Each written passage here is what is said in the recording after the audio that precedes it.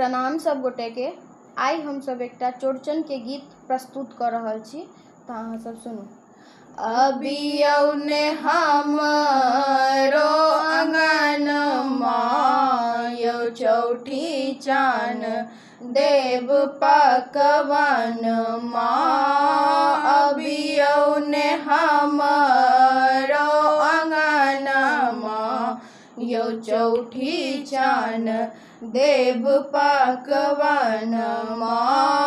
देव पकवान यौ देव पकवान अबियौ ने हमरो आंगन यौ चौठी चान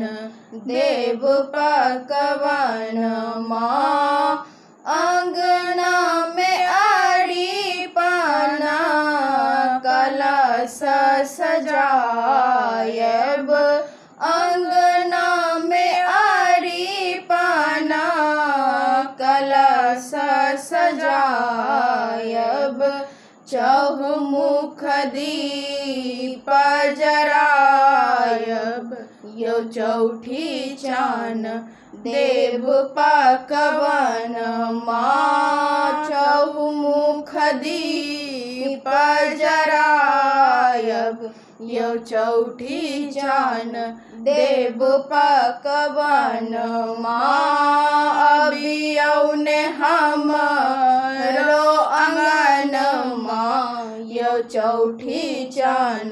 देव पकवान काचहि बाँस केरा डाली बनायब काचहि बाँस केरा डाली मंगायब साठब पूरी पकवान यौ चौठी चान देव पकवान साठब पूरी पकवान यौ चौठी चान देव पकवान अबियौ ने हमरो आंगन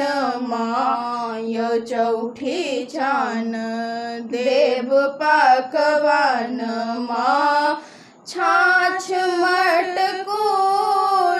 में दही जमायब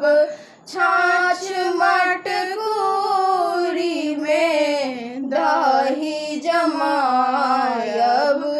अर्घ देव आंगन यौ चौठी चान देव पकवान अर्घ देव आंगन यौ चौठी चान देव पकवान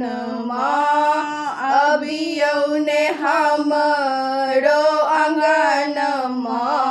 यौ चौठी चान देव पकवान फूलक थारी में खीर पूरी साजब फूलक थारी में खीर पूरी साजब मरड़ राखब आंगन यौ चौठी चान देव पकवान मरड़ राखब आंगन यौ चौठी चान देव पकवान